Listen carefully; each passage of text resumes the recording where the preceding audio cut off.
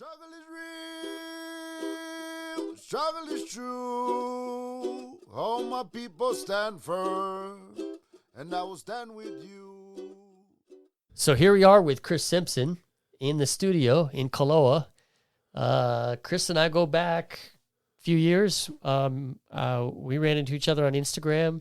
You were just doing unbelievable barrel videos, and I can't remember if you reached out to me or I don't know if I just loved what you were doing, but doesn't matter.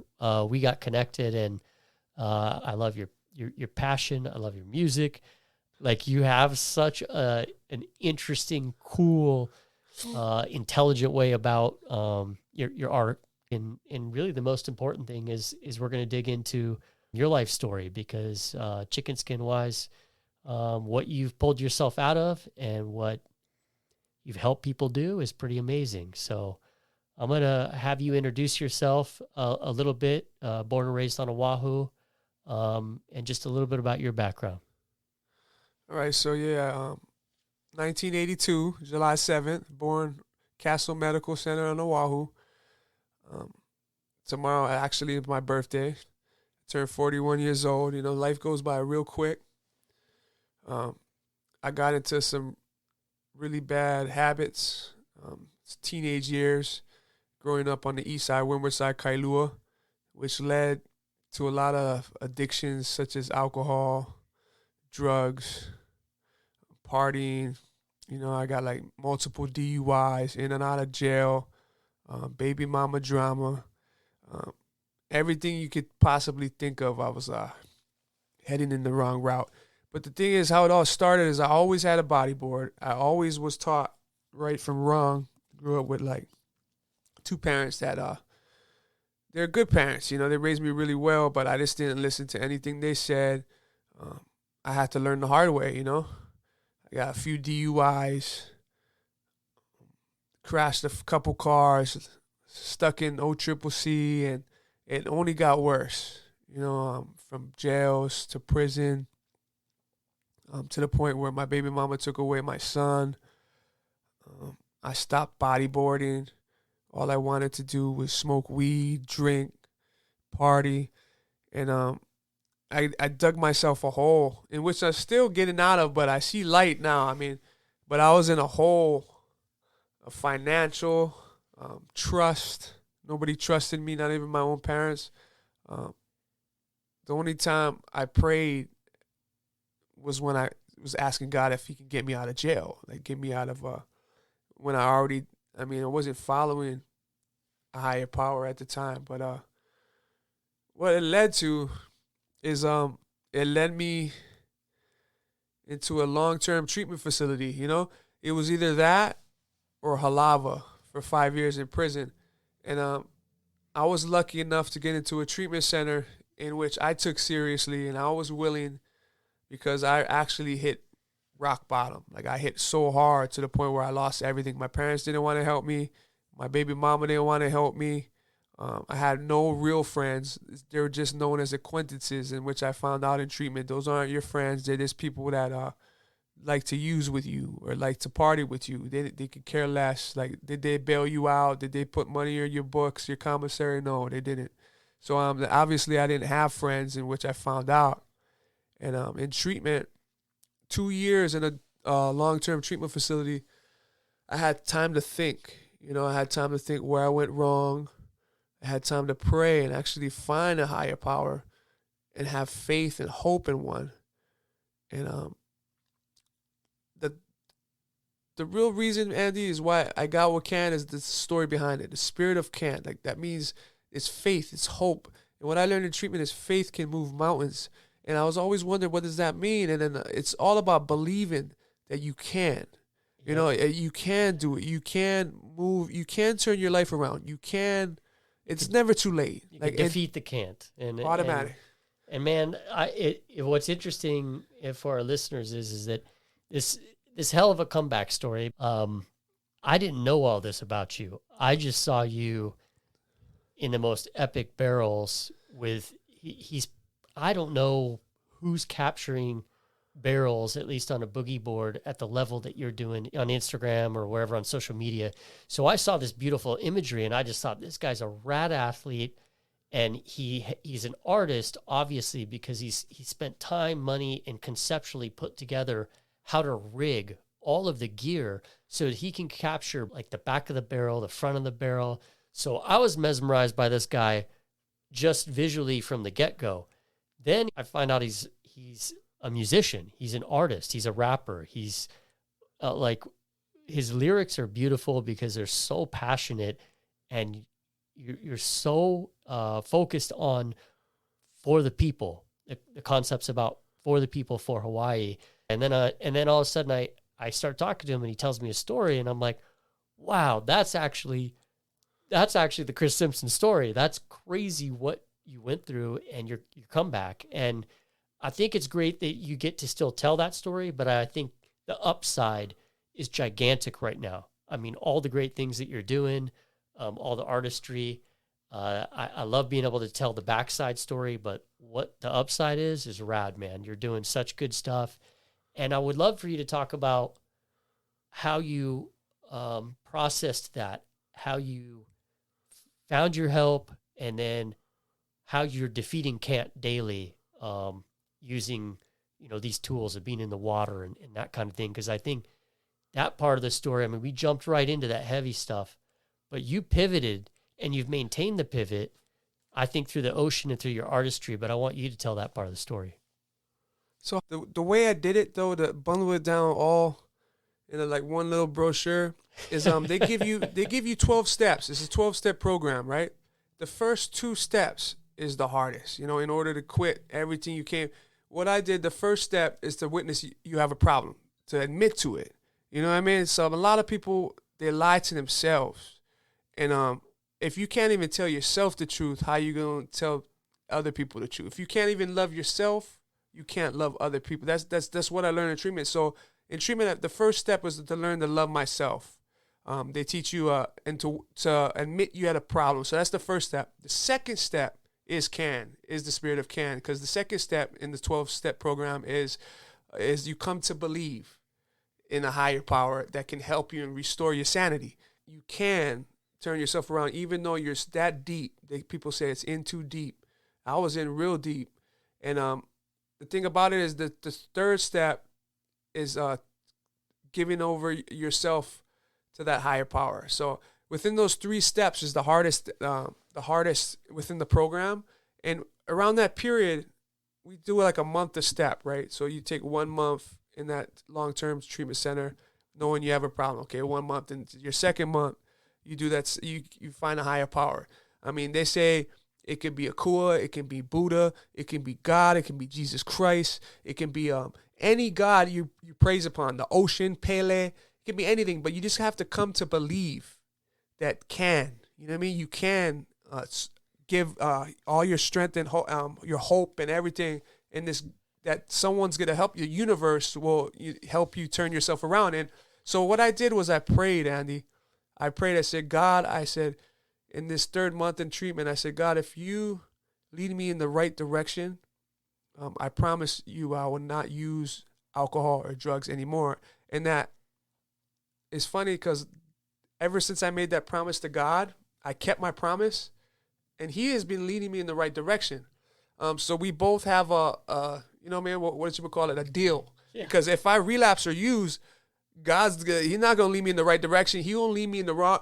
The devil and see, the devil yells in my head through the headphones. I got to listen for God's whispers. Because if I don't listen for God's whispers, the devil's telling me, yeah, Chris, go to that spot. Yeah, go cruise over there, your old hangout. Yeah, go say what's up to him. Like, no.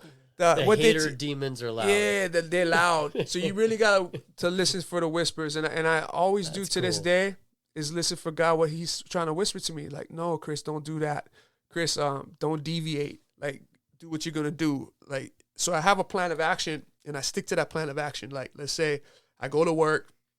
I'm going to go buy groceries.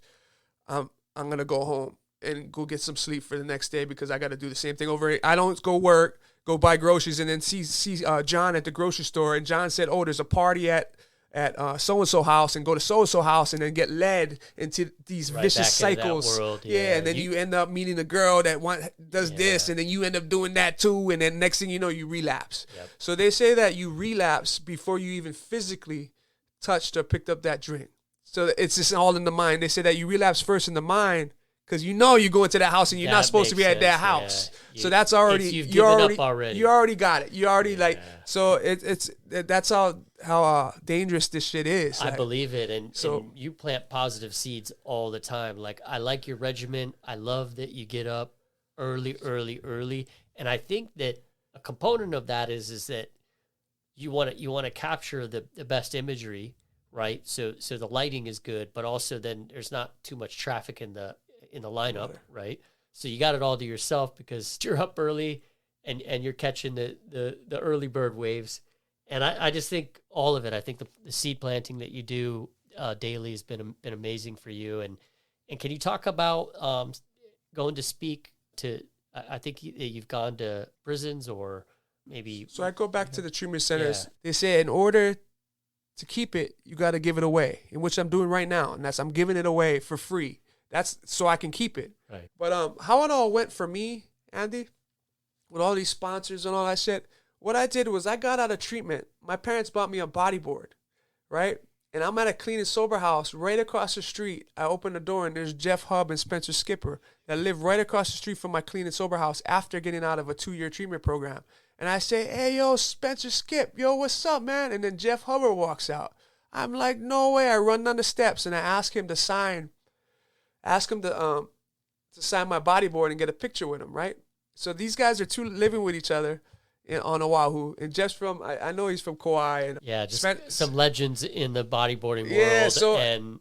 I don't know if, I hope he hears this someday because it's a pretty cool story. And you repeat it, so I know it means something to you.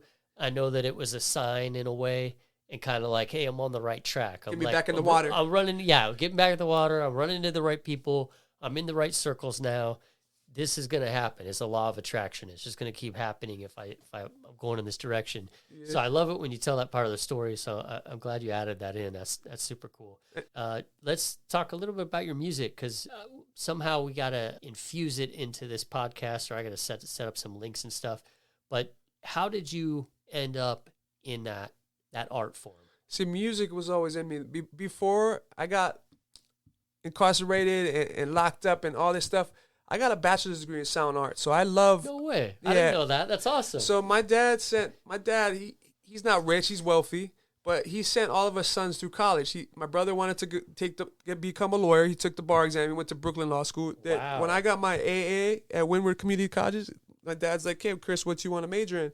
So I said, sound arts. And he's like, are you serious? Because my dad's a guitar player. He's a musician. I said, yeah, Dad, then I can record you. Then I can get into music. I love music. I love hip hop. I want to be able to record myself, engineer myself, do my own thing. You know what I mean? So it was between Full Sail and Expressions College for Digital Arts. Full Sail was in Florida, which is super far from Hawaii. And Expressions College for Digital Arts was in Emeryville, in Oakland, like area in California. I was like, oh, that's a perfect one. I was looking at both the campuses, and I was looking at both the areas, and okay, it's faster flight.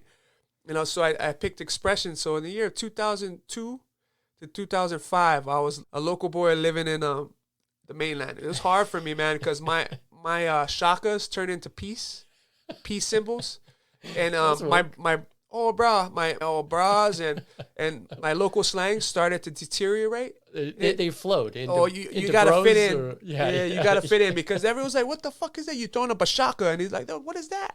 You know what I mean? They do the rock symbol. Like, no. He's like, no, you gotta fit in. So I met all these people, but then again, in that industry, it only enhanced my drugs and alcohol because there's geographical. I pulled a geographical. I met the same people I was hanging with down here getting DUIs, where they're getting DUIs. It's the same people. You know what I mean? The same habit, same weed, same alcohol. So your potential and your troubles follow you. Yeah, exactly. You can't run away from them. Move them. They follow you. They follow you wherever you go, bro. It doesn't matter, different country. So I'm over here in Cali. I'm learning all this stuff. Like what you got right in front of me right now, the Rodecaster. I'm learning Pro Tools. Yeah, you need to help me out. Are we doing this right? Everything's good. It's not, as long as it's not clipping and redlining. So everything, you got the condenser mics. the RE 2020s or whatever. But I learned all these mics. I used to mic stuff, and the thing about it is, in order to get my bachelor's degree, I passed all these classes with weed and being drunk and all that. So I was thinking, I'm a manageable alcoholic. I'm a manageable user. I can smoke weed and still mic the SM57 to the, you know what I mean, and hit the, I know it got me to the point where I'm like, yeah, I'm going to go to the industry. And then I know how the industry was. No, I didn't. But when you start working your way up there, you think, hey, wait a minute, this is how the industry is, right? You got a lot of people that use, so I was heading into that route, and I could have got jobs out there, but my mom asked me, where do you want to intern? Because in order to get your bachelor's degree in sound arts, you got to do 240 hours of internship at a certain studio. So my goal, I ended up working with Tom Moffitt before he passed away. This is down by the Honolulu area. I was happy enough to get 240 hours of internship with one of the best promoters in sound in the industry in Honolulu, Hawaii. Work with Tom Moffitt and John Dunbar and do post-production studio work in the office for commercials and mic up stuff. And I got to mic up the guy from Terminator 2. I met a lot of people. And after that 240 hours of internship, I ended up getting another DUI, my second DUI. And it's just like, everything adds up. Like, that was just a sign. And all these different signs, DUIs and jail time and getting caught with weed and all that. This is what I learned is this is God stopping me from heading in that direction. There's something better for me. Yeah, you're perfecting your skills, but you're deteriorating your overall life. Like you're not really working on the core Chris Simpson. So well, they say everything happens for a reason. So now I look at it like that. I meet this girl, I get a baby mom. I get a baby mama, ended up having a kid with her. So I was thinking, I gotta get money like quick. So I signed up for the I used to lifeguard. I don't know if anyone knows this about me, but I was city and county, federal, and when I had this baby, I left music realm ever since that DUI because Tom Moffitt, and I got my 240 hours internship, but there's no jobs available in the industry in sound. So I ended up having the lifeguard, city and county, federal, in Waikiki, at different towers and different jobs, and I was smoking weed and drinking. And I had a baby coming with this girl. And so what I did was I think I got to join the military. So I signed up for the Navy. I wanted to be a rescue swimmer. Everything. I passed the test at Pearl Harbor. Everything. I'm right about to ship out. I get my third DUI. Oh, so it's just like, it was a sign. God's telling me. So that I wasn't supposed to go to the Navy. I was right about to ship out too. And I was thinking, what is for me? What is like my destiny? I don't know. And now that I look at it, it's for one, it wasn't to drink a drug. You know what I mean? I'm leaving some stuff out of the story, but I was also hanging around with drug dealers and guys that were doing really bad stuff. And this is wrong, man. No need to. Yeah, so I got out of that, and then I got that board from my parents. I got out of treatment and all that, and then I got a GoPro. And back in my time, that when I put down the bodyboard for partying and all that, never had GoPros and stuff like that. So I was thinking, how can I mount this GoPro onto a board just so I could start? I created an Instagram and Facebook. The reason why is because I never had an Instagram and Facebook. My friends is like, yeah, that's what everyone's on in treatment centers or in the recovery homes and stuff. So I did that, just quit cigarettes to keep my hands free. People were playing games on their phones and stuff, but I wasn't into that. I created an Instagram and I wanted to post pictures, right?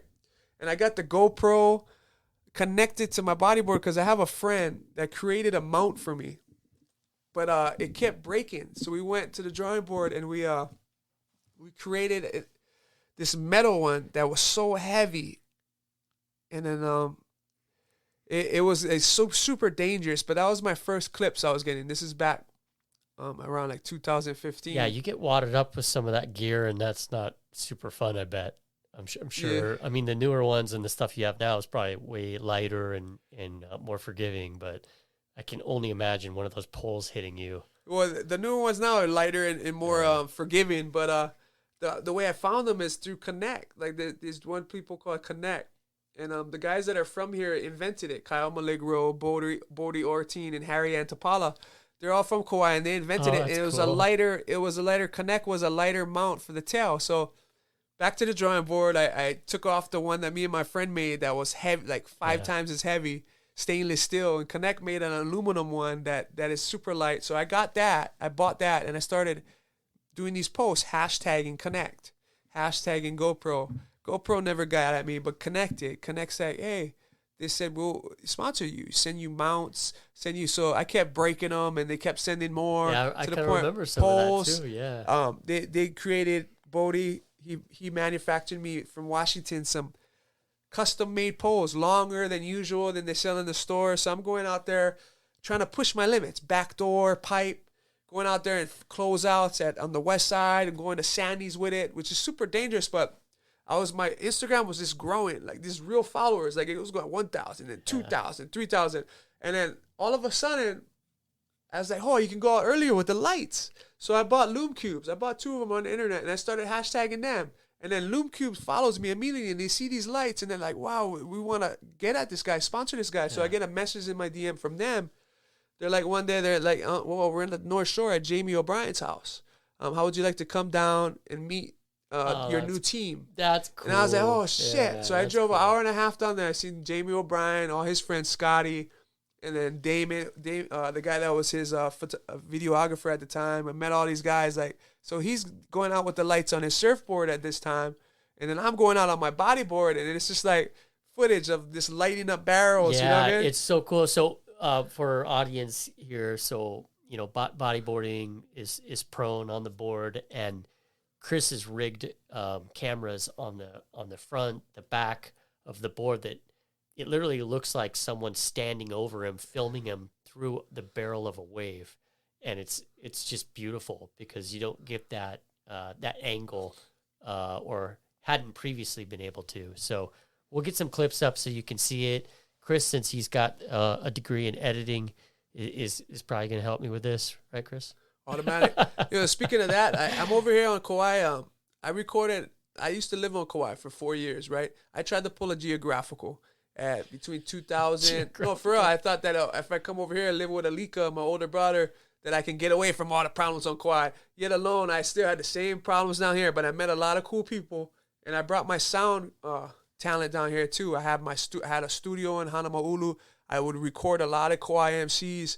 And we did a track down here when I was in the addiction, in the disease, when I used to burn and drink and drug. We did a track with 3 MCs from down here. So I'm going to call it Kauai MCing.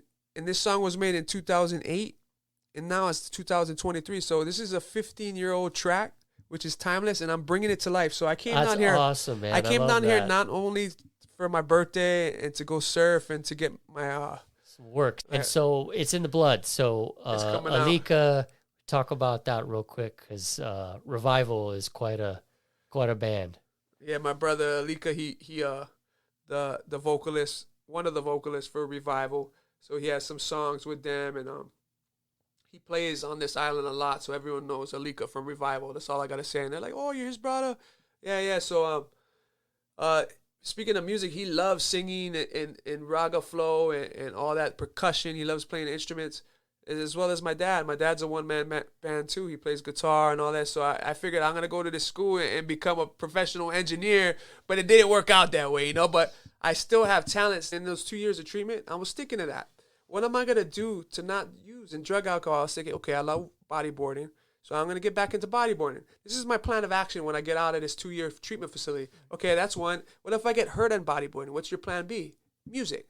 For instance, I just got hurt. I got into a car accident. I got a total knee replacement right now. I'm sitting talking to you guys with knee pain. And I weaned my way off of the drugs. I was to addiction with ibuprofen and tramadol and all the stuff they give you. And I told myself, I don't need these pills. It's only making me more sick. I'm just have to deal with the pain. And it's my 4th month into this recovery of my total knee replacement. And that was one of the things I told myself in treatment. What if I get injured doing bodyboarding? And that came to mind because when I started doing all this pole stuff, I knew one of these, you got to pay to play.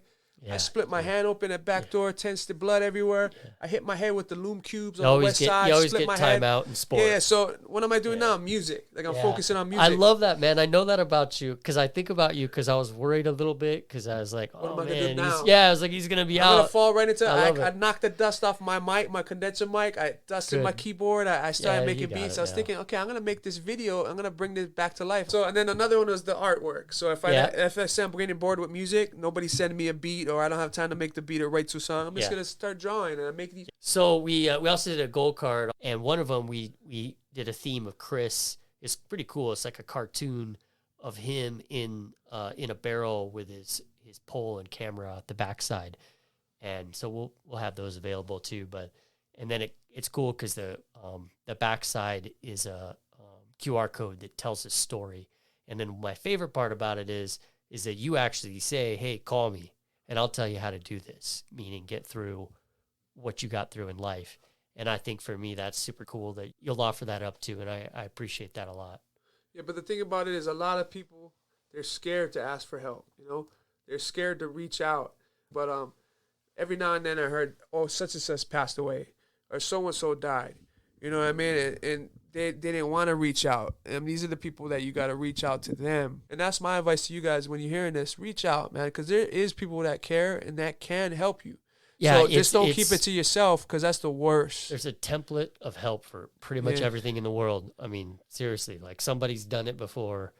Some uncle, somebody out there has done it before. I think that's the common denominator of being a human is the problems, but also overcoming the problems. And I think that's really pretty cool about what you're doing with it is you're pushing people and telling them, hey, just talk to me. You infuse it into the music and your messaging. So I think keep that up because you just never know.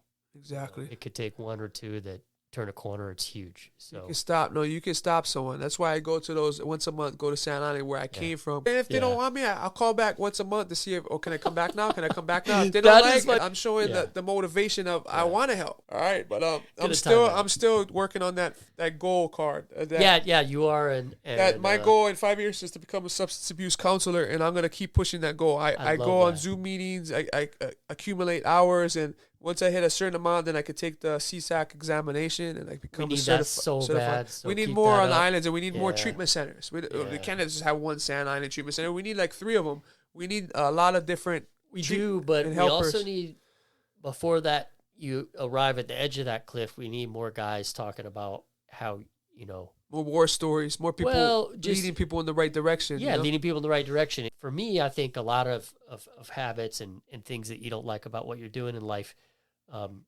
You can correct that, right? You can correct it early. You don't have to wait till it becomes something that's really traumatic. And so I think the stories you keep telling are, hey, I get in the water, I do my art, I live a pretty disciplined life, and I'm so stoked about it. And I see that in you all the time. You're like, when you go on a trip, man, it lights you up, right? Yeah, well, if you hustle hard, you stay clean and sober, you stay open-minded, you stay willing to head down that pathway of righteousness, getting away from all that addiction of drugs, alcohol. You can do that kind of stuff. You can save up your money. You can go on these type of trips. And that's the kind of stuff they taught me in treatment. You can do these kind of things if you stop doing those kind of things. Right. So it's not that you can do both. You can't do both. You can't have an addiction with cocaine and alcohol and weed and then write a book and go on a trip to Puerto Rico and catch some of the best waves in Mexico and then do all of that. I mean, you can if you're one of these rich rapper guys that, but they don't live too long. They don't, these kind of people. You'll see it on TV. A successful long-term story. And you're going to be doing this into your 50s and 60s, and we're going to be talking about Bat on Oahu and how, I hope so, man. Yeah, there we are. I mean, it can, right? Yeah. I hope so because if I continuously have that mentality and that mind frame that can, if I keep heading down the same path, things are gonna happen. This pathway of recovery, I got 11 years clean and sober. Shit's still gonna happen. I'm still gonna lose jobs. People still lose girlfriends. People got these times. You get into a car accident, this and that. Yeah. I mean, I'm going through that kind of stuff. Speed bumps are always going to be there. But it says as long as you keep that. You got the template. Exactly. I love that. That's what I see. I see you have the template. you've been upset about the healing process, but also bouncing back with all the different things you're doing, and you'll be back in the water, and it looks like a swell for your birthday coming in. Yeah, I just hope it's not too big because I don't want to rearrange my new knee.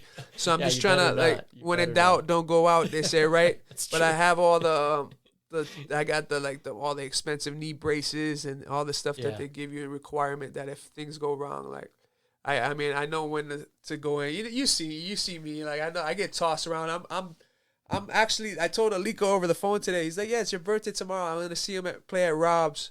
Oh, he's playing at Rob's? He's playing it tomorrow night on my Nice. birthday from 8 to 10. So I'm going to see him, and I was telling him, man, all that stuff you told me, because he's 10 years older than me, like, you start feeling it, like that short break catches up to you. Yeah, You know you what I mean? do. Yeah, Your hip, you start feeling. He's like, Chris, there's yoga, there's these stretches you could do.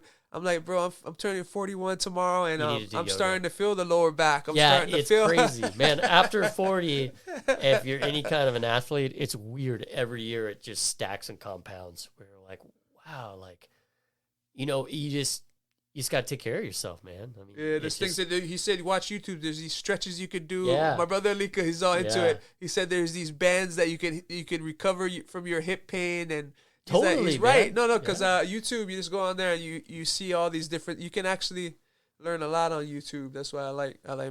or your PT. Exactly.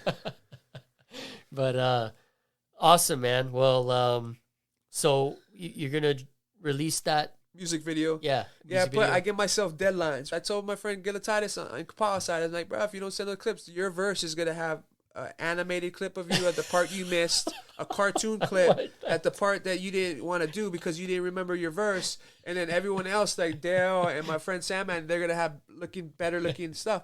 I actually rented a Cadillac. I brought this old song back to life, in which I rap about stuff that I used to do because it was written in 2008, but I brought it back to life without doing that bad stuff, but incorporated it in my video. You have done that So- creatively where you haven't.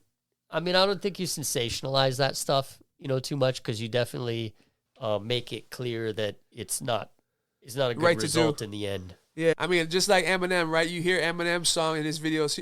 Eminem's actually like 12, 13 years clean and sober if you research it. And but he still does those shows with that. You know what I mean? He still does shows He's of incredible. him rapping his own Yeah, his stuff. old stuff, And, yeah. and he don't pop pills anymore. Yeah. He don't do that. If you research what he's going through now, so in the long run, you do learn the hard way, and you do stop doing the stuff you used to rap about in the past. But these guys are still doing shows Yeah, like Wu-Tang. I think that's cool because I think that Logic took a lot of this kinds of hard concepts and then blended in mental health. I don't know if you follow Logic at all, but No, I love Logic. Yeah, when I love what he's Logic done with and that. Eminem came down to right before COVID, they did a show, and I went there with my no dad. way, really? I said, Dad, my dad's from the Bronx, New York, and I'm Oh, like, wow. you got to come with me. I got 2 Eminem tickets, and he That's came with me, So cool. and it was Logic and Eminem, and it was That's the best show, hip hop unbelievable. show, since I think this was 2017 or 2018. Fit Yeah, real so- well. Super cool stuff. Well, we're gonna wrap things up, man. It's just Doesn't been matter. It's amazing. dinner time. Yeah, it's dinner time. My girlfriend probably all nuts at the Yeah, back. yeah. end. We gotta get you back down there. But She's gonna be hangry. I really appreciate you coming up and doing this, and just how you represented Can and just what you're all about. And we got to keep going with it.